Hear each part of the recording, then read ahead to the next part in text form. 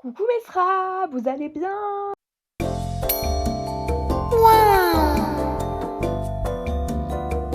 Aujourd'hui, on se retrouve pour une vidéo assez particulière.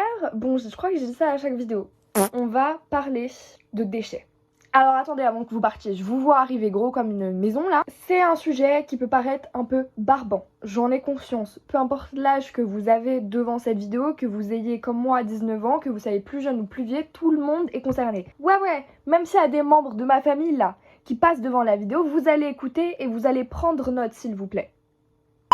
On va parler de déchets et plus particulièrement d'écologie et de tout ce qui en suit.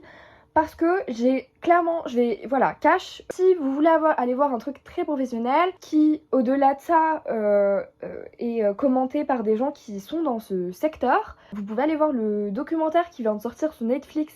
Je sais plus c'est quoi le nom, je crois que c'est Buy Me, Buy More. De toute façon, je vous mets à l'écran. Dedans, il y a l'ancien président d'Adidas qui parle, il y a des gens qui ont travaillé chez Apple, qui ont travaillé chez ci, chez ça, donc c'est très intéressant. Je vous conseille même, si vous voulez regarder cette vidéo, d'aller voir ce documentaire. Parce que clairement, moi, je suis pas calée forcément dans ce sujet. Quand j'ai vu ce documentaire, j'ai eu un déclic. Je vais vous m'expliquer rapidement mon déclic. Mais moi, je travaillais chez H&M et H&M est un des magasins qui se fout bien de votre... Voilà, désolée de le dire comme ça, mais quand ils vous proposent de ramener vos affaires pour les recycler, qui vous propose un petit bon de 15% parce que ça fait toujours plaisir et que vous vous dites cool, je fais une bonne action, je vais poser mon petit sac, plein de vêtements, et trop bien. Non. Il y a genre environ 1% des affaires dites recyclées qui sont vraiment recyclées. Le reste, ça donne ça. Voilà. Si vous allez faire vos courses chez H&M, vous êtes concernés. Donc voilà. Moi je travaillais là-bas, c'est un peu différent, mais j'ai quand même fait des achats là-bas en me disant trop bien ce qu'ils font, ça a l'air super écologique. Ils sont en train de bannir les tickets de caisse pour pouvoir utiliser moins de papier. Mais bon, si derrière ils polluent la mer, je vois pas l'intérêt, j'ai envie de vous le dire finalement. Donc moi, j'ai été touchée par ce side-là. En fait, je me suis pas informée avant, clairement. Hein. Donc cette vidéo, voilà, c'est pas dans le jugement.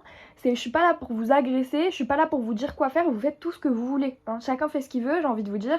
Mais au bout d'un moment, ça nous concerne tous et il faut qu'on arrête de faire les aveugles, pour de vrai. Bref, je vais un peu vous expliquer tout ça le plus simplement possible. Le but, encore une fois, c'est pas d'être barbant, c'est pas de casser les aux gens, c'est vraiment juste de vous faire comprendre que c'est vraiment important. J'avais jamais vraiment pris conscience personnellement et genre de voir ça, j'étais comme ça et j'ai pleuré.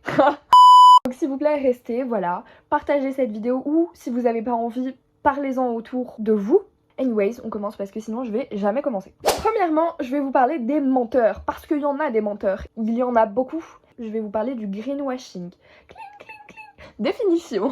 Le greenwashing, en gros, c'est le fait de faire croire qu'on fait quelque chose d'écologique et qu'en fait c'est juste une façade, c'est pas vrai. On se sert de ça pour attirer, pour vendre.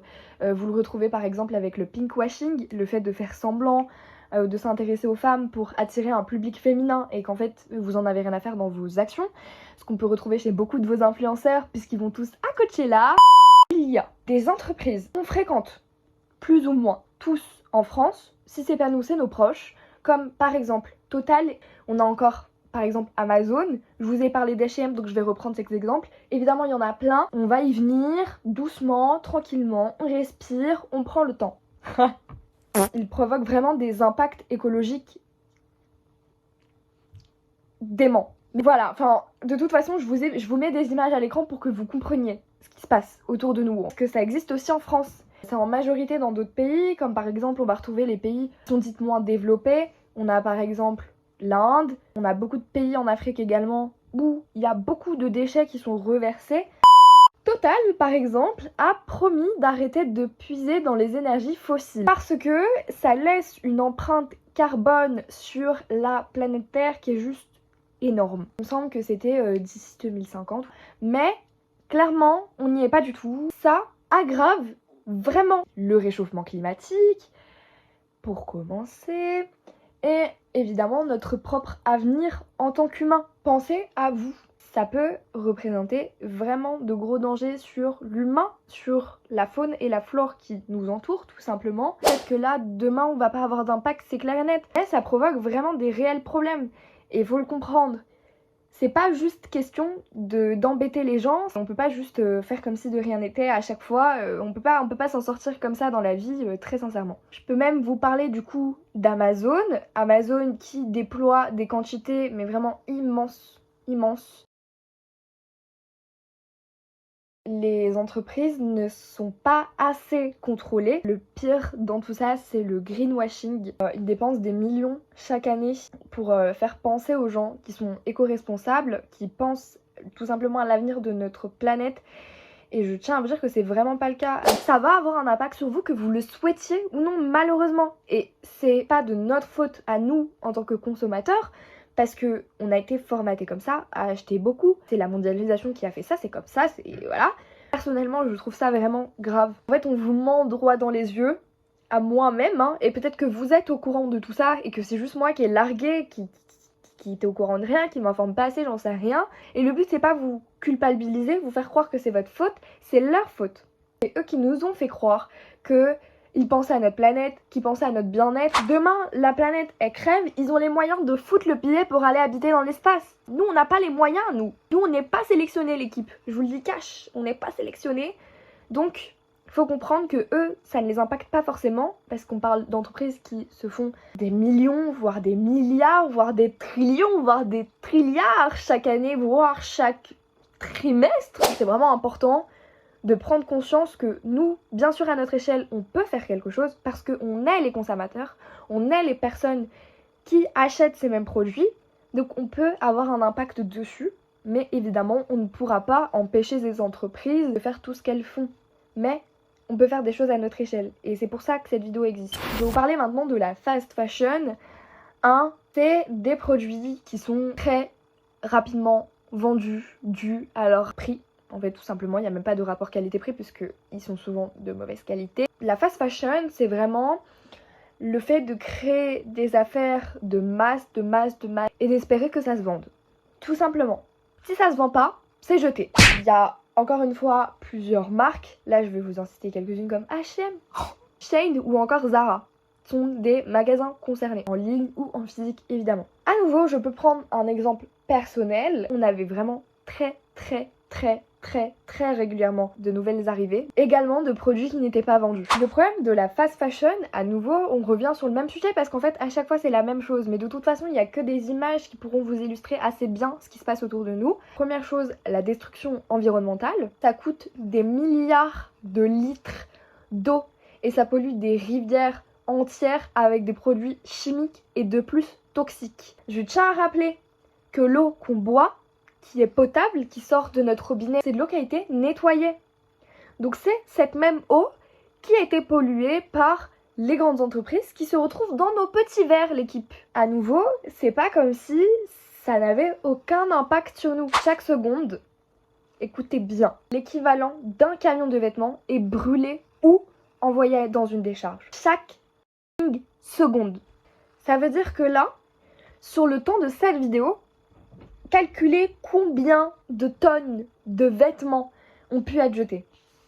Rien que de vêtements. Imaginez si on prend en compte tous les déchets que nous produisons. Encore une fois, nous, on reste que les consommateurs. On achète ce qu'on a acheté avec nos moyens, avec ce qu'on a envie de porter, peu importe le sujet, avec le dernier téléphone qu'on veut avoir, etc. Dans le futur, à nouveau des pénuries et des désastres naturels on pourra pas faire retour arrière. Déjà là, à l'heure d'aujourd'hui sur l'écologie, je pense que ça serait très compliqué qu'on fasse machine arrière sur tout ce qui s'est déjà passé. L'objectif c'est pas de tout supprimer, on peut pas tout supprimer, ce n'est pas possible. C'est vraiment simplement de réduire au maximum les casses. Pour réduire ces casses-là, faut que nous, consommateurs, on prenne conscience du problème et qu'au-delà de prendre conscience du problème, on finisse par faire comprendre aux entreprises qu'on ne peut pas rester comme ça parce que eux ils en ont rien à faire. Clairement, il y a plus de valeur morale, il y a pas de pensée à autrui, c'est vraiment que l'argent. On a un très gros client qui s'appelle Amazon et on s'occupe également de tous leurs produits qu'ils veulent détruire. Et qu'est-ce que vous en faites alors? C'est recyclé tout ça? On traite quand même une bonne partie des déchets, mais malheureusement, ils sont souvent incinérés ou après tout dépend ce que c'est comme produit. Selon la commerciale, d'autres produits sont envoyés à 10 km de là, où ils mettront des années à se décomposer dans la forêt orléanaise. Cachés derrière les arbres, un site d'enfouissement. Clairement, en fait, c'est un impact dont on se rend pas compte. Et évidemment, c'est pas de notre faute parce que les entreprises pourraient débourser de l'argent tout simplement pour que tout ça, ce soit clean, que ce soit pas juste jeté dans des océans ou sur notre planète, quoi, n'importe où. Et ça commence à vraiment devenir grave.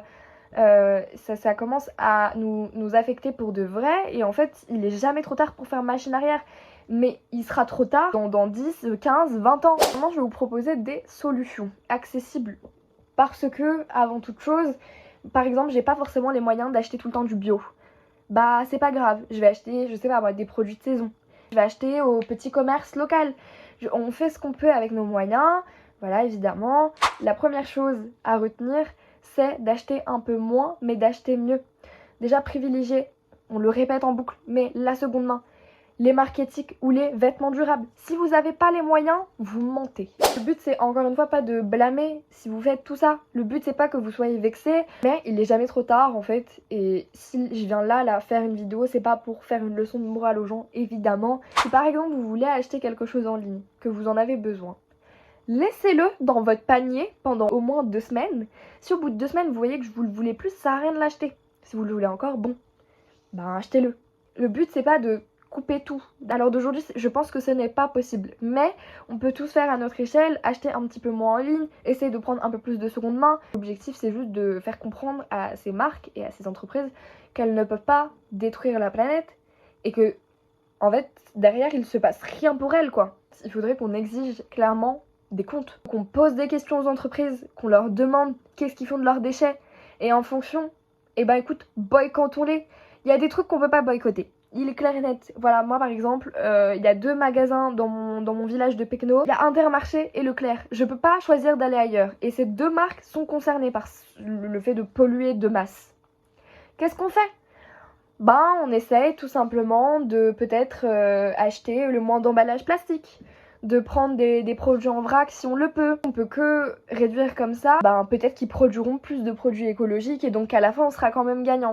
On peut également signer des pétitions, on peut soutenir des associations qui militent pour la transparence et des lois plus strictes. Bref, pour conclure, on peut plus à l'heure d'aujourd'hui se permettre de juste tourner le regard, faire comme si on n'avait rien vu. C'est pas possible. Ça a trop d'impact sur notre planète, sur nous-mêmes et sur nos futures consommations, tout simplement en fait. Beaucoup de déchets, ça peut être aussi infertiliser des terrains, ça peut être des dégâts dont vous n'imaginez même pas l'envergure, moi non plus. Les entreprises qui polluent, malheureusement, ne changent que quand elles n'ont pas d'autre choix que de changer pour leurs raisons économiques. Essayons de faire quelque chose. Je sais pas ce qu'on pourrait faire. C'est pour ça que je fais aussi cette vidéo, qu'on puisse communiquer entre nous, que ça puisse ouvrir des débats, que ça puisse ouvrir des discussions à propos de l'écologie, bien sûr, il y en a toujours eu, il y en aura toujours, il y en a continuellement. On est tous touchés d'une manière ou d'une autre par ça, donc ouais. Le but de cette vidéo, c'est juste peut-être j'espère, débouler sur quelque chose, on puisse tous finalement se mettre d'accord, tous et toutes évidemment. Du coup, je vous invite à partager cette vidéo ou pas, mais dans ce cas-là, partagez les impacts que tout ça peut avoir avec vos proches. Dites-moi votre avis en commentaire. Le changement, c'est maintenant.